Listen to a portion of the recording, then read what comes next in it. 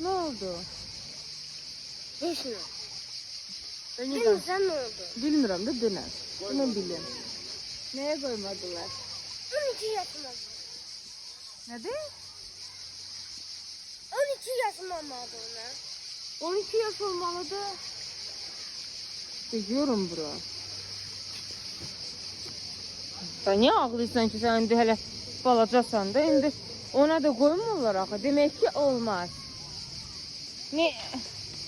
Ha. Demek ki olmaz. Ya yaxar. Bakın orada balacalar üçün var idi. Mən sənə dedim. Düzdür ona min Onu dedim. istemiyorum, o nerede? Sen Sadece bebeğim ben. bak. Bak Allah aşkına. Buna da minilər mal uşaqsın.